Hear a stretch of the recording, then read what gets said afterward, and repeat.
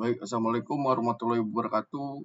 Perkenalkan, nama saya M. Pascual Gaji dari kelas 4A dengan NPM 2459201109. Pada kesempatan kali ini saya akan mengerjakan tugas ke-8 dengan mata kuliah analisis perancangan sistem informasi dengan Bapak pengampu saya, Bapak Ahmad Yudi, Eskom Mkom. Baik, untuk tugas pertamanya yaitu mengerjakan kuis. Di sini kita akan mengerjakan dulu kuisnya. Oke, yang pertama dari awal persiapan.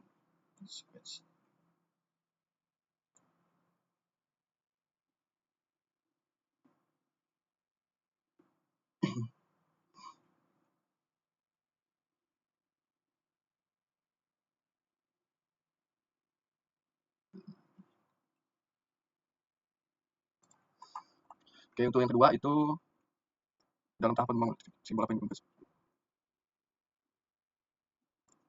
Oke, yang ketiga,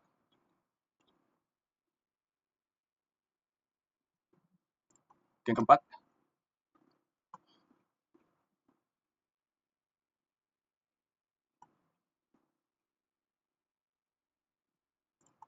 oke, yang kelima, soal kelima ya, visualisasi. Kemudian di bawah ini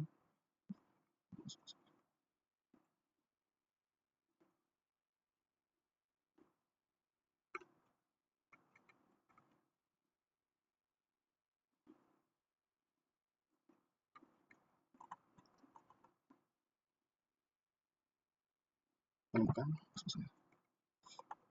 Oke, kita lanjut lagi. Kecuali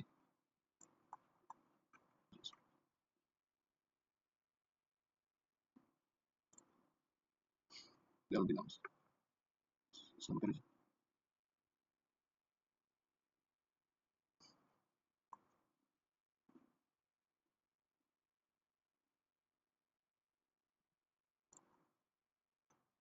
dari sisi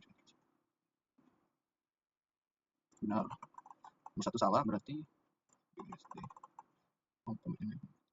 disesuaikan dengan posisi.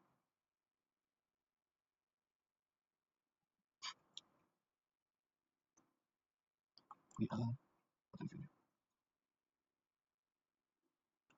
salah posisi dan mutasi dari air.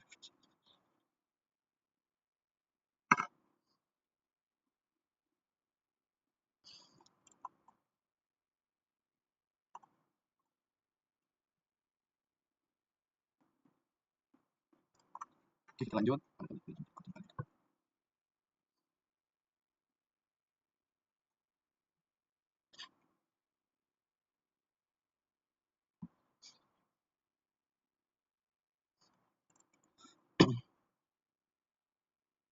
Oke, aksi dong. Set, memeriksa dari sini. Output.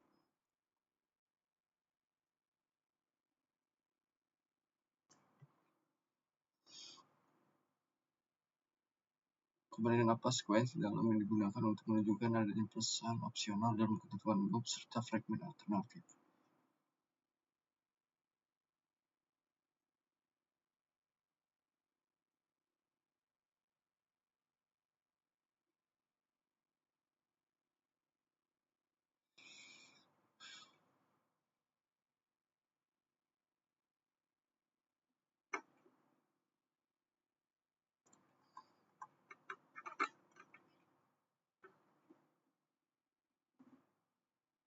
Bergantung pada kepentingan pesan tersebut.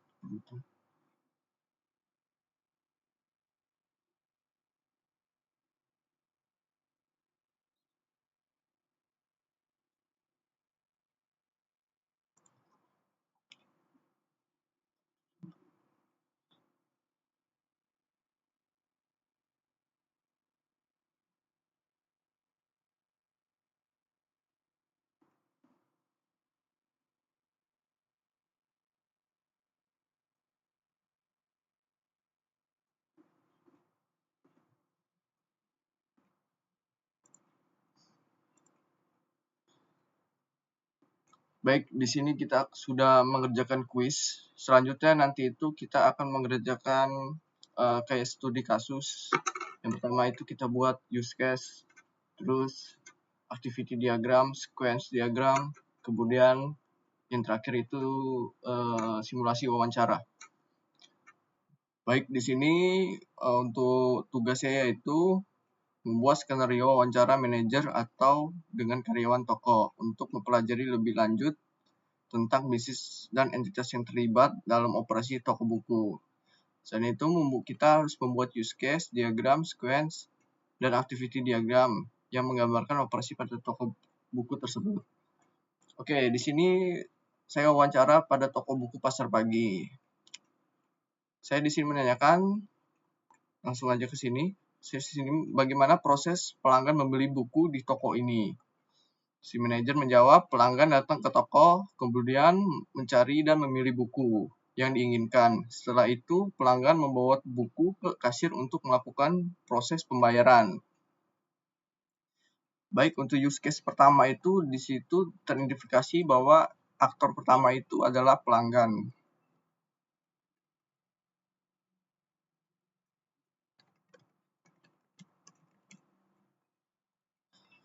Oke, kemudian kita akan baca lagi.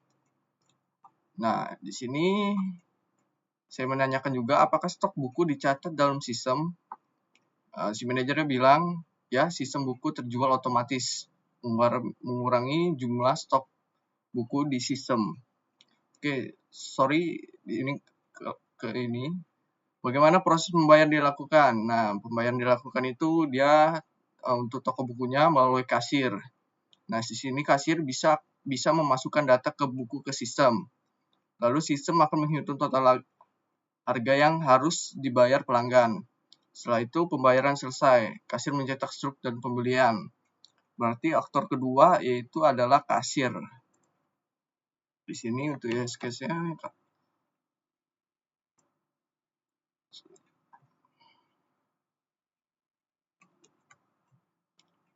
yang kedua itu adalah si kasir. Oke, kita baca lagi. Apakah stok buku dicatat dalam sistem? Ya, manajer menjawab, ya buku terjual otomatis mengurangi jumlah stok buku di sistem. Terus saya menanyakan siapa yang terlibat dalam operasional toko buku ini. Nah, di sini manajer menjawab kasir bertugas melayani transaksi pembelian. Terus menerima pembayaran dan mencetak struk pembelian. Berarti kasir di sini dia bisa memproses penjualan, terus dia bisa mencetak struk pembelian. Lalu apa tugas admin di gudang?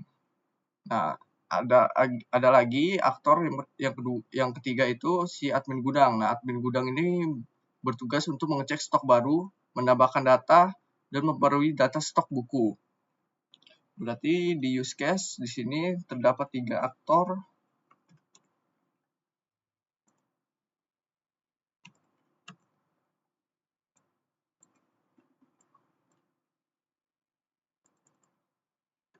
Yaitu si admin gudang. Oke, kita baca lagi. Di sini juga saya menanyakan apakah ada laporan penjualan.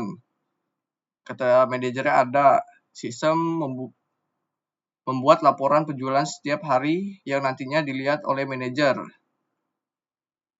Oke, di sini saya menanyakan ada laporan penjualan. Di sini ada yang yang bisa melihat laporan penjualan itu yaitu si manajer. Berarti kita tulis lagi di sini ada 4 aktor. Yang terakhir itu si manajer. Dia bisa memproses laporan penjualan.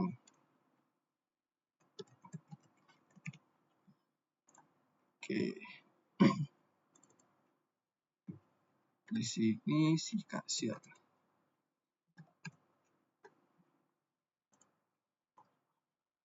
Oke, lanjut lagi kita di sini. Tadi kita sudah bacanya. Itu yang pertama itu si Oke, pakai ini.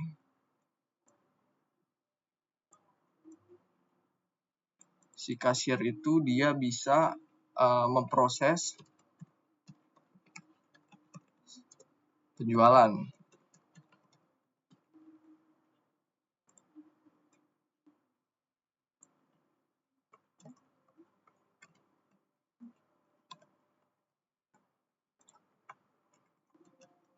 Kemudian dia juga bisa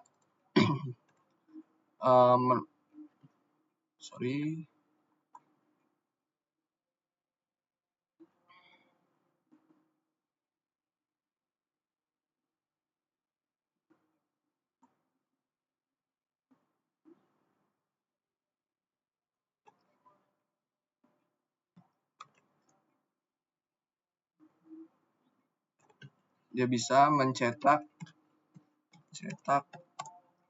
struk pembayaran. Kita sambungin pakai anak panah.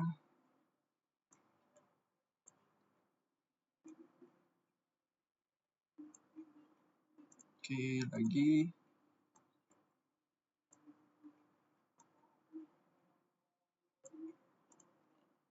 Oke, selanjutnya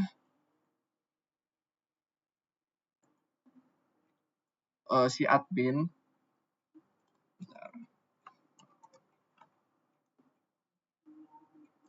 Nah, si admin ini dia bisa mengelola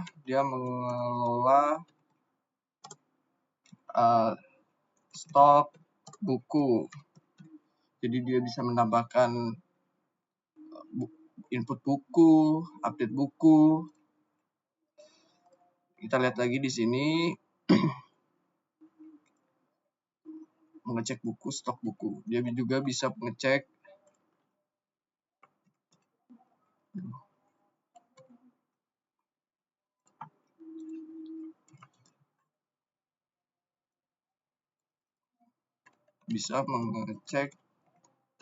stok buku.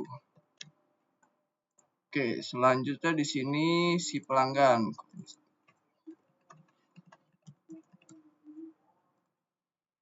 Nah, si pelanggan ini dia bisa melihat list buku, dan juga dia bisa melihat dia bisa membeli sebuah buku. Oke, kita garis dulu.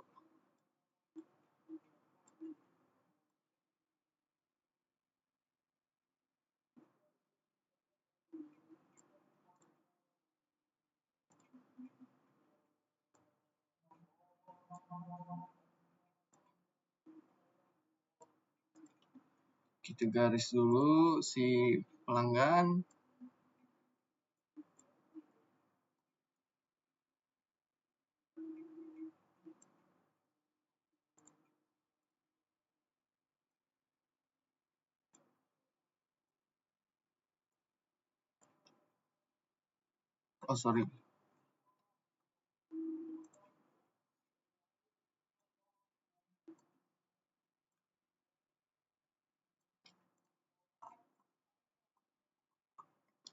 Oke, yang terakhir di sini adalah si manajernya.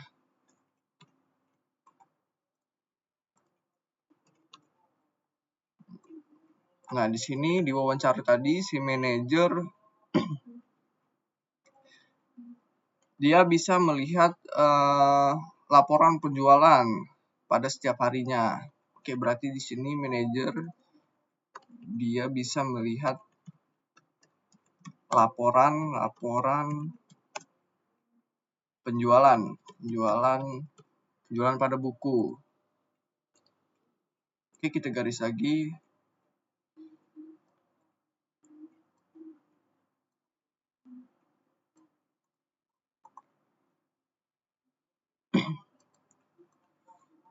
Kita besarin.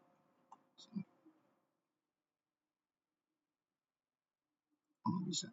Baik, di sini saya akan jelaskan lagi Di sini si kasir ini dia dapat bisa memproses penjualan, dia bisa melakukan melakukan transaksi pada si pelanggan. Kemudian di sini dia juga bisa menginstruksi pembayaran dari si pelanggan. Nah, sedangkan belakang ini dia di sistem bisa melihat si list buku pada perpustakaan. Kemudian dia juga bisa membeli buku pada perpustakaan. Lalu di sini ada si admin gudang, aktor admin gudang. Nah, admin gudang ini dia bisa mengelola stok pada buku ya, seperti input buku, update buku, mendapatkan buku dan lain-lain. Kemudian di sini ya, si admin gudang juga bisa mengecek stok pada buku. Oke, yang terakhir ini pada manajer. Nah, si manajer ini dia bisa melihat laporan penjualan pada perpustakaannya. Baik, di sini untuk use case dan wawancaranya segitu aja. Nanti kita akan lanjut lagi ke activity diagram yang membahas tentang proses kasir, misalkan kasir dan si pelanggan ini, proses penjualan si kasir dan si pelanggannya. Oke, baik, langsung saja kita akan ke activity diagram ya. Baik, di sini kita akan melanjutkan untuk diagram kedua, yaitu activity diagram, yaitu pada proses pembelian buku. Di sini untuk atribut pertamanya yaitu si pelanggan ya. Terus pelanggan ini akan berkomunikasi dengan si kasir. Nah, simbol ini pada tahapan awal activity diagram. Kemudian kita tambahkan lagi di sini.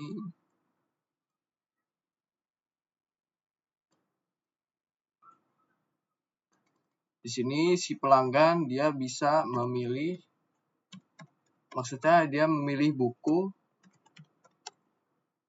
yang nantinya kemudian si kasir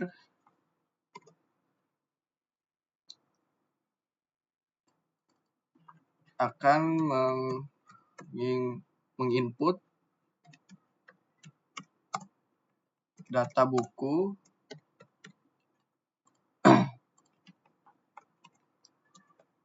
kemudian sini si kasir akan mengecek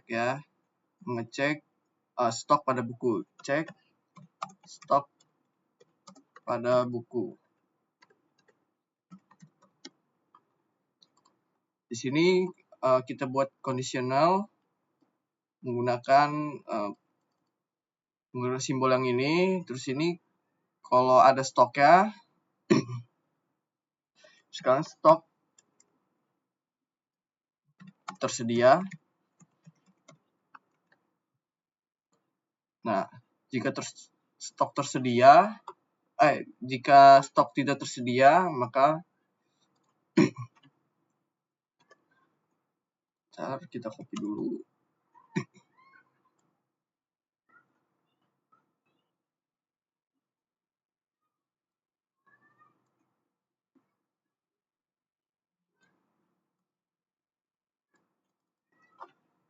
Si pelanggan tidak batal membeli ya.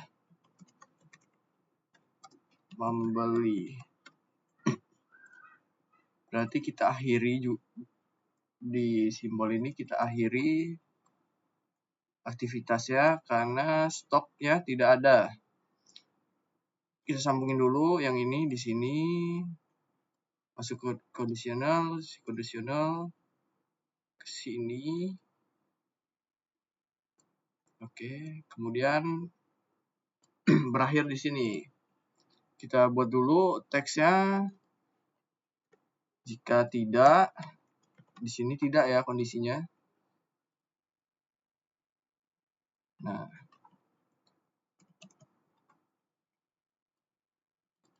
di sini kalau iya masuk ke sini.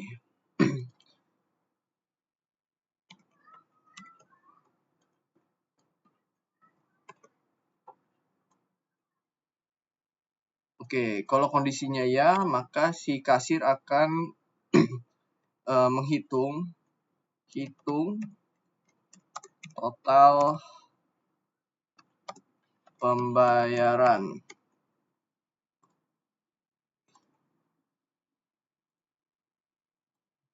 Oke. Kemudian di sini kita copy lagi.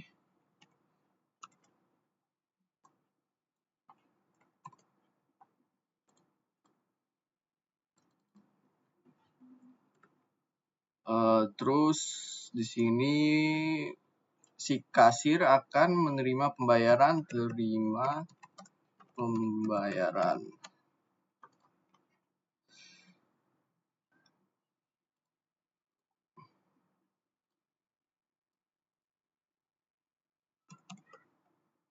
Lalu masuk lagi di sini, setelah si kasir menerima pembayaran dari pelanggan, selanjutnya di sini dia akan si kasir akan cetak struk pembayaran.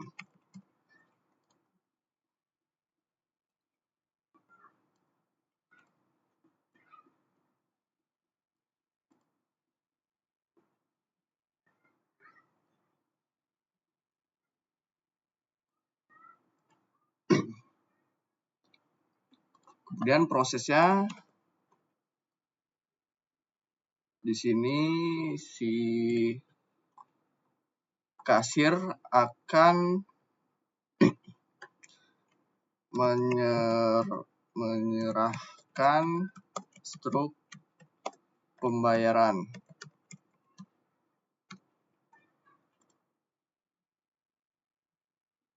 Oke, pada tahap ini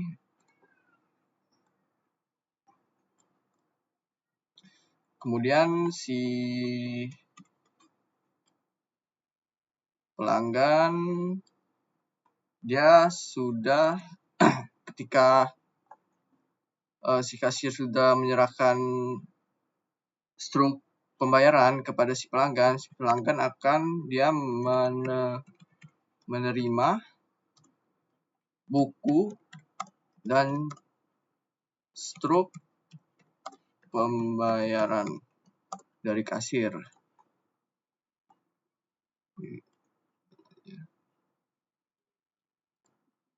Oke, di sini prosesnya udah, kita akhiri dengan cara seperti ini, pakai simbol ini.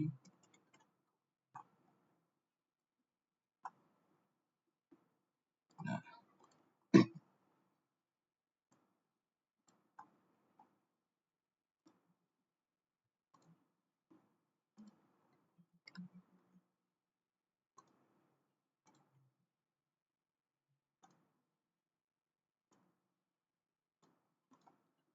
Oke, di sini untuk activity diagramnya sudah selesai.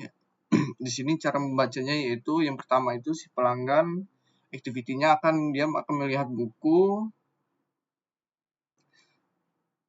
dan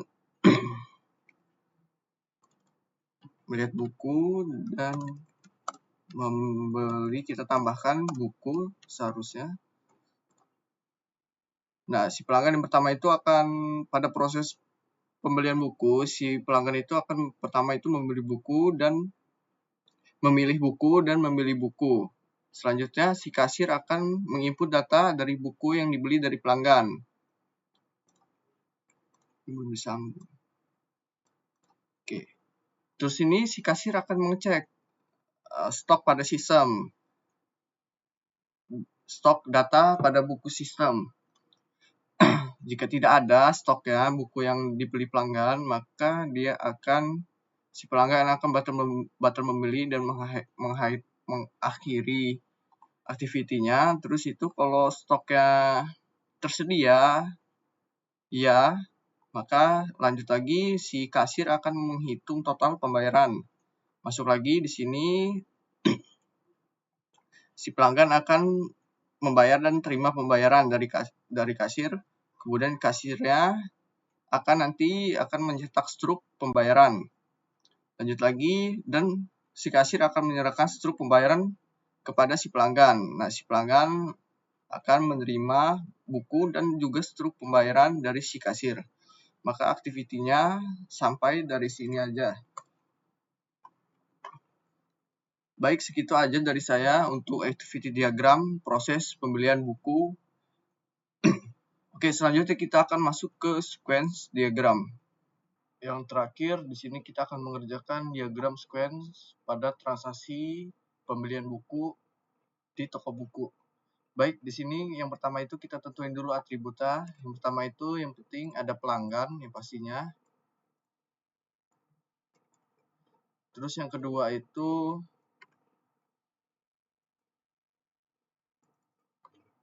ada kasir. Yang ketiga ada sistem.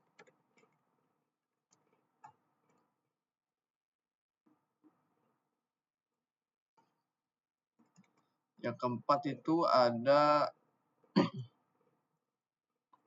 database.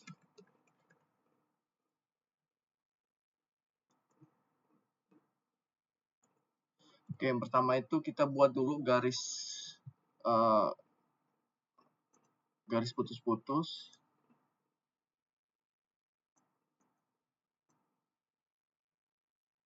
Ke bawah.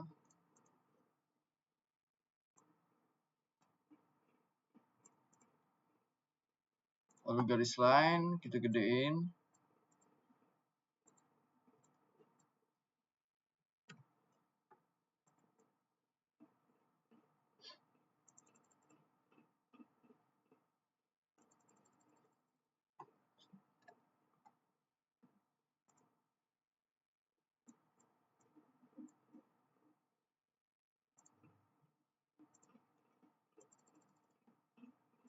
Kita tebelin.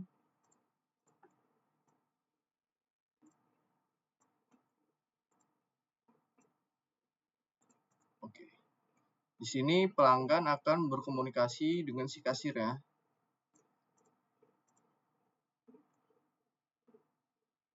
Terus kita pakai ini.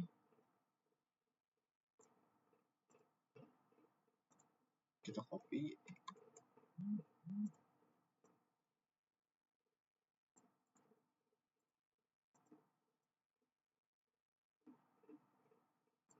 Oke. Pada tahap ini si pelanggan akan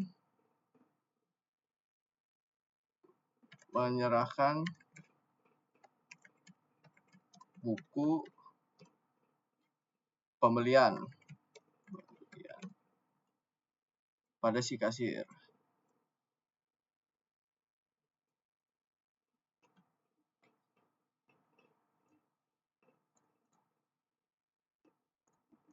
Tapi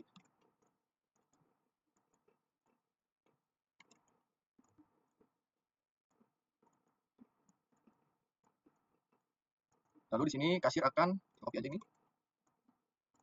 Kasir akan input pembelian buku dari si pelanggan ini. Kemudian nanti sistem akan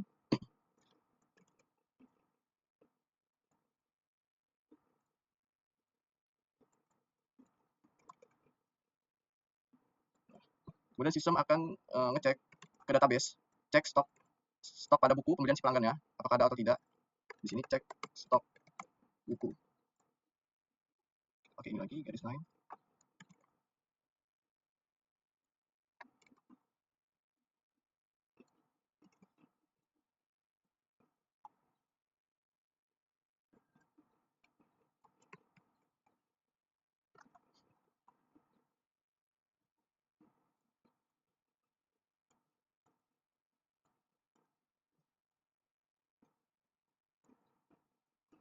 Oke, di sini dia ngecek jika cek stok bukunya ada, dia akan masuk ke menerima database, akan mengirim sebentar.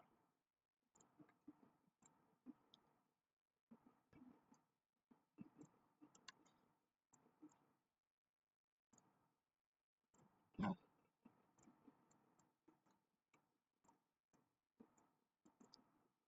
database dia akan mengirim data stok dari database. Oke. Kemudian sistem akan memunculkan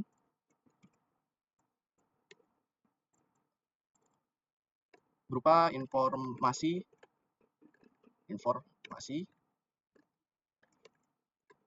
total harga ke kasir. Kemudian nanti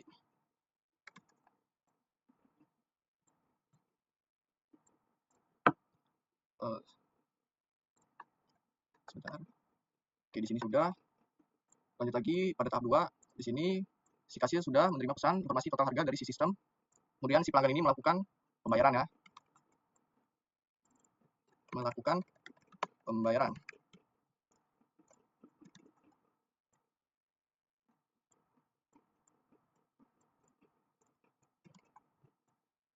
Kemudian si kasir di sini dia akan memproses ya.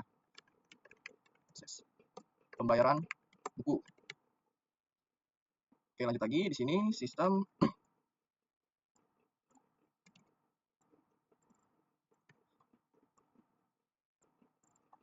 akan menyimpan data transaksi buku. Nanti si kasir dia akan memproses pembayaran. Setelah memproses pembayaran ke sistem akan menyimpan data transaksi ke database. Oke, selanjutnya di sini besarin dulu.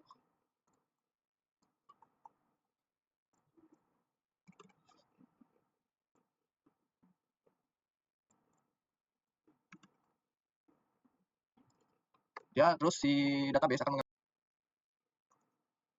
baik di sini nantinya sistem database akan mengembalikan konfirmasi berhasil.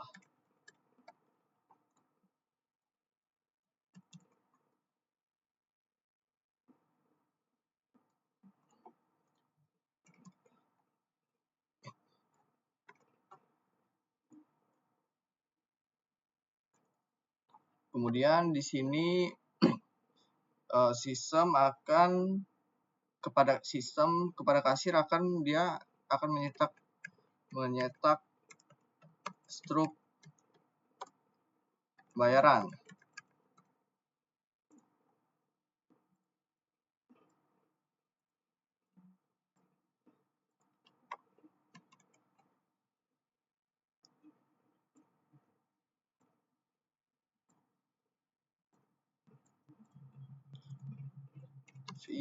Lalu di sini si kasir dia akan menyerahkan buku dan struk pembayaran.